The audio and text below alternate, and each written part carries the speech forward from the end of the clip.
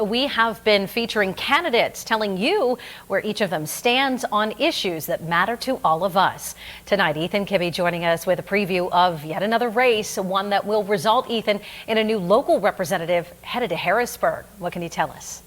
Good evening. So far, we've examined statewide races and a major congressional race, but tonight we are really narrowing in on a local race that could affect the balance of power in the state. Earlier this year, Republican Kurt Sonny said he wouldn't run again in the 4th District, and right around that same time, because of the new census, that district was redrawn, so we'll have a new 4th District and a new representative come November. Chelsea Oliver, Democrat out of Corey, wants to be that representative. We talked to her today, learning her stances on some important issues.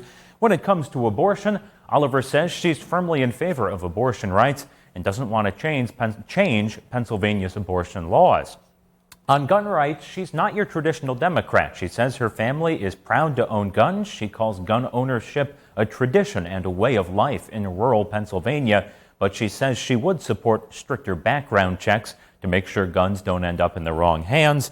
And when it comes to inflation, Oliver says she is focused on making sure that jobs and opportunities come to rural parts of Pennsylvania that she says are often forgotten. She says she wants to bolster high-speed internet access, and she says rural areas need an advocate in Harrisburg.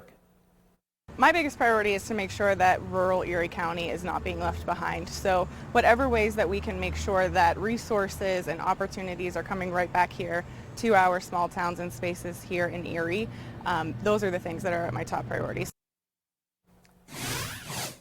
When it comes to donors, you really don't have to look too far out of Corey in the Erie County area. This is largely a self-funded campaign, donations from friends and family, a little bit of money from labor unions as well, but as is often the case in local races like this, you don't have to go far from the candidate's family tree to find where most of the money is coming from, and that's certainly the case with Oliver. Coming up next week, we'll talk about her Republican opponent, Republican Jake Banta of Waterford, and we'll tell you where he stands.